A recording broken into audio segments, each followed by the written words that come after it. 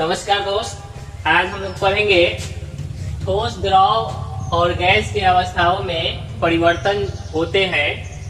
तो परिवर्तन होते हैं तो उन परिवर्तन को हम लोग क्या क्या कहते हैं, इसके बारे में आज अध्ययन करेंगे। तो सबसे पहले हम लोग जान लें कि ठोस होता क्या है। तो ठोस हम लोग उस पदार्थ को कहते हैं जिसमें भार, आकार, आयतन तीनों निश्चित हो, तो उसको हम लोग ठोस कहते हैं। और द्रव जो है, द्रव हम लोग उस पदार्थ को कहेंगे जिसका आयतन निश्चित हो और आकार निश्चित ना हो, तो उसको हम लोग कहते हैं द्रव। और गैस उस पदार्थ को कहा जाएगा जिसमें भार, आकार, आयतन कोई निश्चित ना हो, तो उसको हम लोग कहते हैं गैस कहते हैं। अब हम लोग देखेंगे कि कोई वस्तु ठोस से द्रव में जब बदलती है तब उसको हम लोग क्या कहते हैं। तो कोई वस्तु अगर ठोस से द्रव में बदल रही है तो उसको हम लोग कहते हैं गलन। गलन या इसी को एक और नाम से जानते हैं द्रवण भी कहते हैं, द्रवण। अगर ठोस से द्रव में बदल रही है वस्तु तो उस प्रक्रिया को नाम रखा गया है गलन या द्रवण।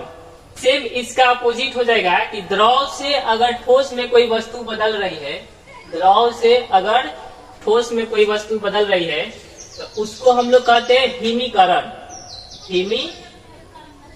हिमीकरण बोलते हैं। तो द्रव से ठोस में अगर कोई वस्तु बदल रहा है तो उसको हम लोग कहेंगे हिमीकरण।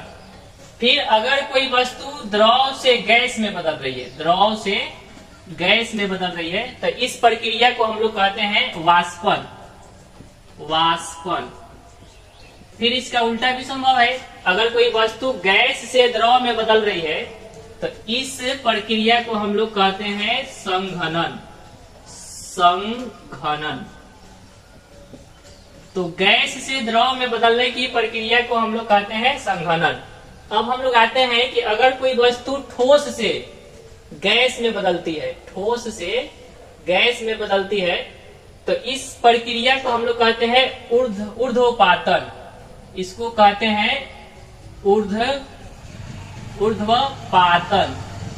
अब इसका उल्टा भी हो जाएगा। अगर कोई वस्तु गैस से ठोस में बदल रही है तो इस प्रक्रिया को हम लोग कहते हैं, गैस से अगर ठोस में कोई वस्तु बदल रही है तो इस प्रक्रिया को हम लोग कहते हैं निक्षेपण।